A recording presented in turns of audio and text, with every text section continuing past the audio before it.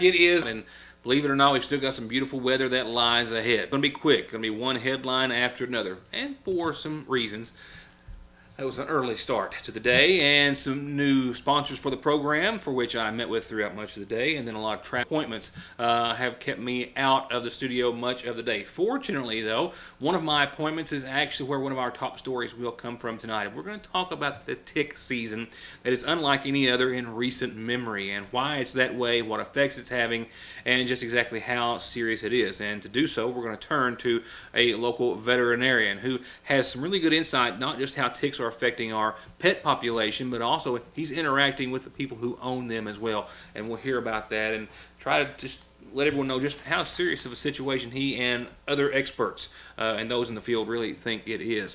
We'll also have an update on a report of a trial that didn't take place this week of a man who was indicted for striking his wife with a metal bar or pipe, and also some more details that we've been able to confirm that I'd actually picked up on yesterday in regards to that Floyd County Detention Center inmate death.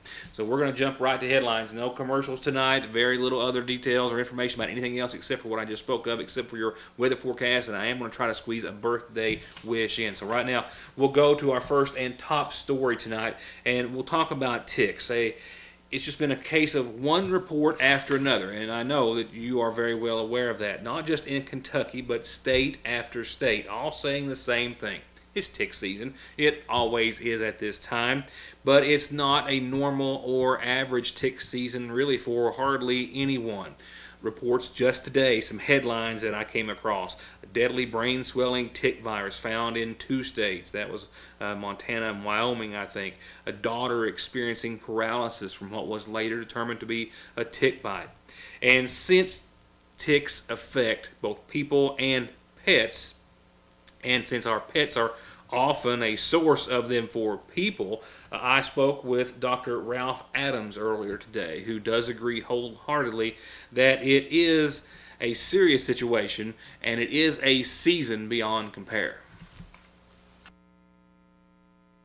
Well, I think this year, as a whole, the community, as in the animal community and veterinary community, we're seeing a tick explosion. Numerous reports on social media and across your news of the increased amount of ticks that we are seeing, different species of ticks. We have one now, Lone Star tick. It's a tick that's identified by the single white dot on the back of its back. We're seeing quite a few of those. We're seeing just an enormous amount of people coming in explaining and describing of having very, very small ticks on them. Maybe they'll say it looks like a freckle. I found 3 on me in the recent weeks.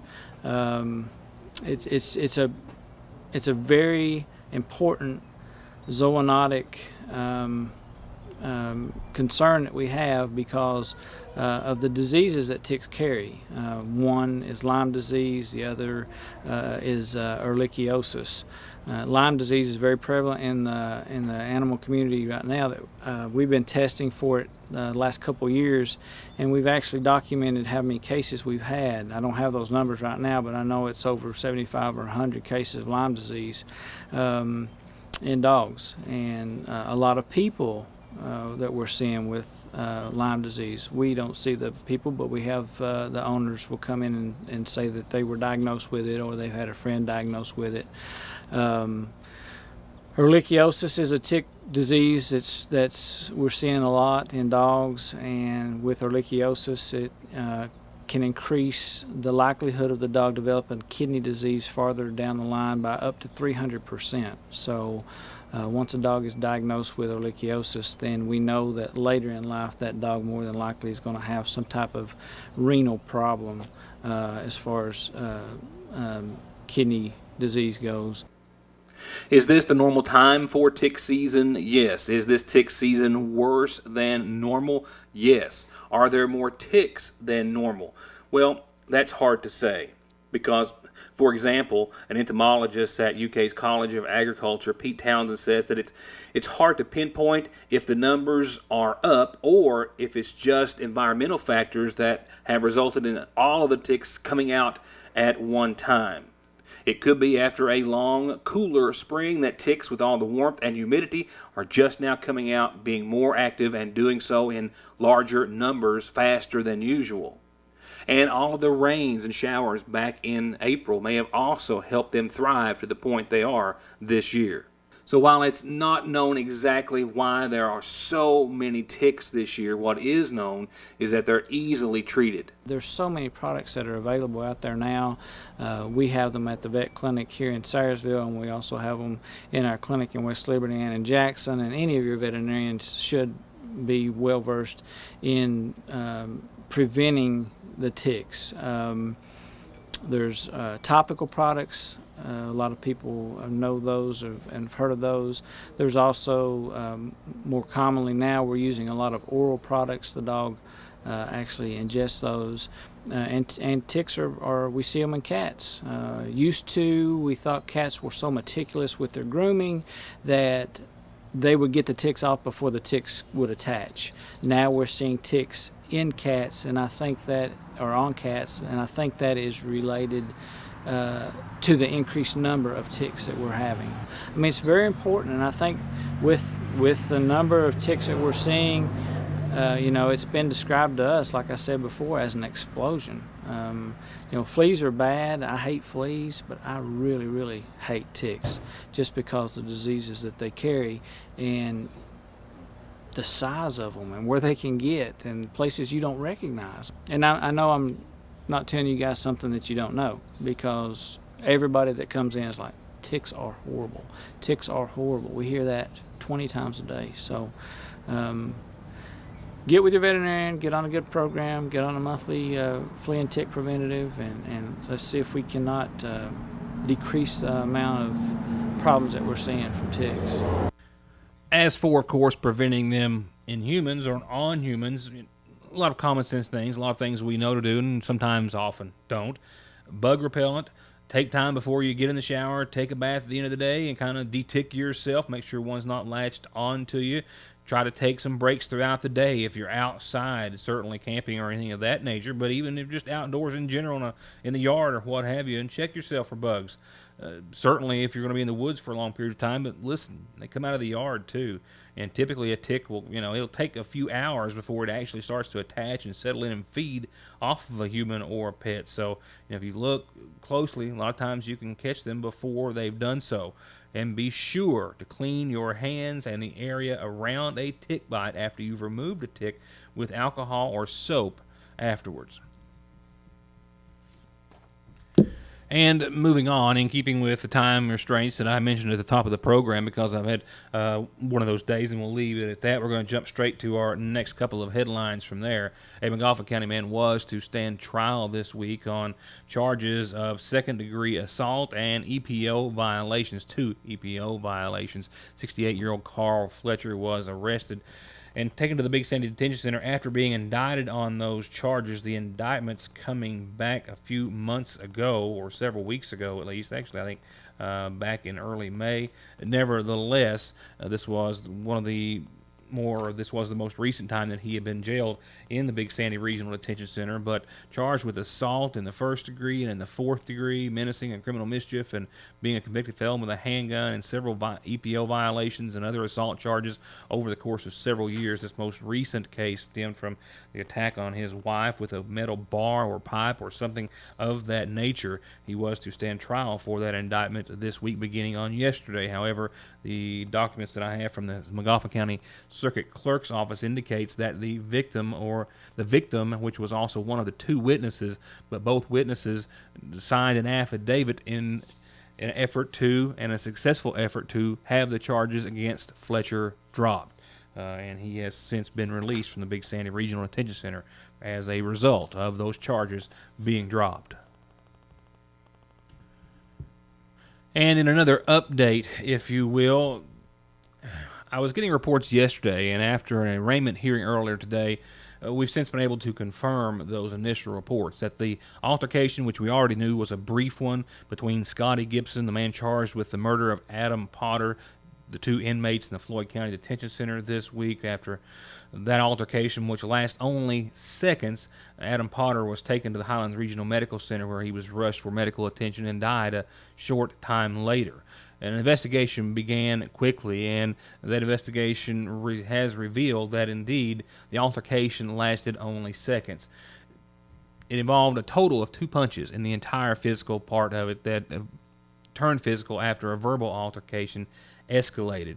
In one punch, Scottie Gibson is said to have struck Potter, causing his death moments later. As a result, Gibson is now facing a charge of murder. He was serving, I believe, a year's sentence on unrelated, obviously, charges. A preliminary hearing has been set on his case for Friday, July the 15th. He has also been issued a bond, that bond in amount of $1 million for the attack that resulted in the death of Adam Potter. There was jail video from a surveillance camera or cameras, witnesses, and other accounts, all evidence that allowed prosecutors and law enforcement to determine that Gibson indeed was the one that they believe was responsible for Potter's death, and it was the result of a single punch. Now, from there, just one announcement, or a couple, I guess, tonight leading up to your weather forecast. Birthday wishes again going out to Trenton Jenkins. Happy 4th birthday to you, because I ran this last night, but there was a problem, a computer glitch that replayed an old show on Foothills' late night run. So I wanted to make sure I get birthdays in. Birthdays are a big deal to me, I think everyone else. So happy 4th birthday to Trenton Jenkins. And this one's on time tonight to a now 15-year-old Dalton Cottle, love Shell, Jade, Belle, and Lexi, and a host of family and friends. Happy 15th birthday to Dalton Cottle. Happy birthday to you.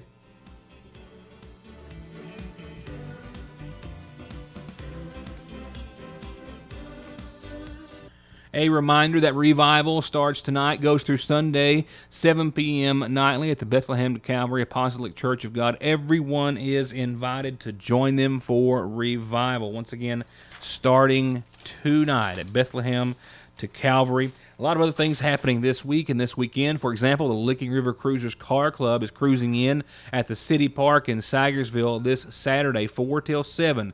It's free. And they're having an open house across the street at the Sagersville Fire and Rescue Police Department, and that means free hot dogs and drinks as well.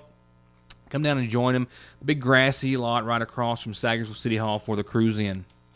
You want something else to do this weekend? Nathan Stanley is performing live in Royalton at the Battlefield Gospel Fest this Saturday. It's an all-day event, 11 in the morning to 8 that night. The event is free. They will have food and concessions for sale. If you want to sell something, you want to find out about setting up a table or booth, 884-2274. But a lot of entertainment. Nathan Stanley, Anointed Hearts, CJ the DJ, Kenny Bailey, Randy Brown, Johnny and Alan Bailey, Rick Wireman. It's going to be a wonderful, wonderful day. And a Father's Day picking and a grinning event at the Kearney Free Will Baptist Church is set for this Saturday evening at 7. The Jackson family will be there. This is for the dads and all the families as well. Bring your church family with you. If you can, call and let them know. They're going to try to make sure they have spots for everyone. Space will be limited to some degree. A benefit is set this Sunday in the honor of Selden Auction in the second battle with esophageal cancer at the Lloyd M. Hall Community Center. They're going to have an auction, they're going to have food, and they're going to have entertainment. And they hope that they will have you support Selden Auction. 884-8153 if you can do so in any form or fashion. Vacation Bible School time. It starts at Emmanuel Baptist Church this Sunday, goes through Thursday. It is 6:30 to 8:30 nightly. If you need a ride, kids, the buses are running. Call 349-5264 or 349-4456. And as has been the theme, if you will, of this show as far as time is concerned, a short and pretty sweet forecast for you. We'll talk more about your weekend outlook tomorrow when we have more time. As for tonight, though, low of 53 degrees. Look for mostly clear skies tonight. I have, for some reason there, more clouds. Mostly clear tonight and a low of 61. I'm not quite for certain how I missed that, but I did.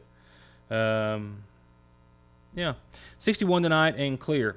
Don't know where that came from, and I thought I had that right. I know I came in here late, but nevertheless, tomorrow I got spot on. Sunny and 90 for your Friday, and we'll see mostly clear skies by tomorrow night. We'll still see mostly clear skies tonight.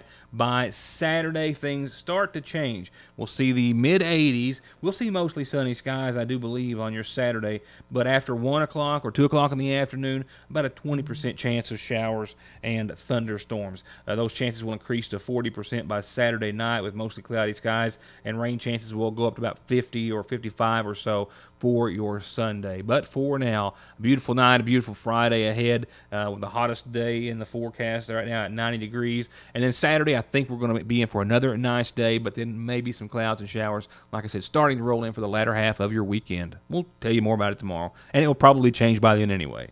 It always does. And that's going to wrap it up. I know for a quick one this Thursday, but we're going to wrap up this week even tomorrow night when I see you back here for more headlines that you're just only going to see if you are here. For now, thank you for watching. Enjoy the rest of your evening, and have a good night.